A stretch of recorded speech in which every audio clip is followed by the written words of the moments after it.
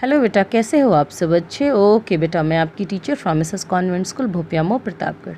तो चलिए जल्दी से 8th क्लास के बच्चों, आपकी जो हिंदी की पाठ्य पुस्तक सुगंधा है उसको निकालिए। यस, और जो चैप्टर हम लोग पढ़ रहे थे कौन सा था?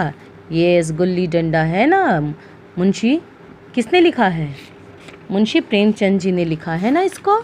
यस, तो इस चैप्टर को आगे बढ़ाते हैं कि किस प्रकार जो लेखक है ना अपने बचपन के दिनों में जहाँ पे उसने बचपन बिताया था वहाँ पे उनका एक दोस्त मिल गया उनके पास साथ गया है। वो क्या? गुल्ली डंडे का खेल खेलने। ठीक है, नई गुल्ली, पुरानी गुल्ली, छोटी गुल्ली, बड़ी गुल्ली, नोकदार गुल्ली, सपाट गुल्ली सभी उससे मिल जाती थी। यस, कि गया इस प्रकार का था कि वो क्या गुल्लियों पर वशीकरण मतलब अपने वश में कर देता था। कैसे भी गुल्ली हो वो क्या उसी के पास सीधे जाके गिरती थी, है ना, उसी के हाथ में जाके गिरती थी। लेकिन जैसे उसके हाथों में कोई चुंबक हो, ऐसा लगता था कि जैसे उसके हाथों में कोई चुंबक हो, यानी वो खींच लेता है, जो गुल्लियों को खींच लेता हो। लेकिन आज गुल्ली को उससे वह प्रेम ना रहा। लेकिन अब क्या हुआ? गुल्ली को उससे वह प्रेम नहीं रहा। फिर तो मैंने पदाना शुरू किया। मैं तरह तरह की धातलियाँ कर रहा था। और फिर लेखक ने, जी हाँ, पदाना शुरू किया और तरह तरह से धातलियाँ भी कर रहा था। अभ्यास की कसर बेईमानी से पूरी कर रहा था। और बेईमानी कर कर के जो लेखक है वो जो गया था उसको क्या कर रहा था? पदा रहा था।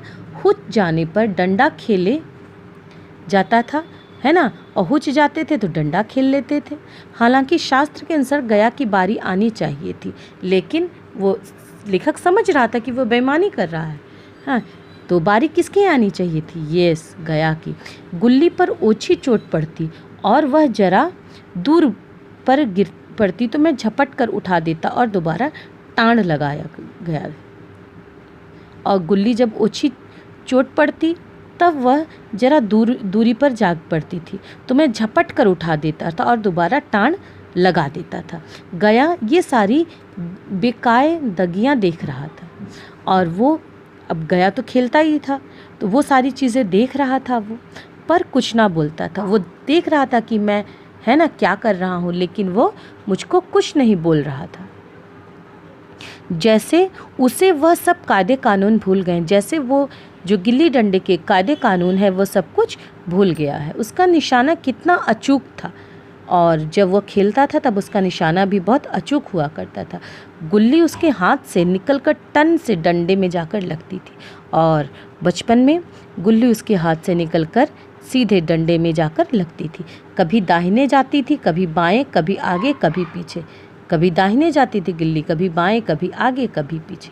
ठीक आधे घंटा पदाने के बाद एक बार गुल्ली डंडे में आ लगी, और फिर आधा घंटा जब बीत गया उसके बाद फिर गुल्ली आके डंडे से लगी।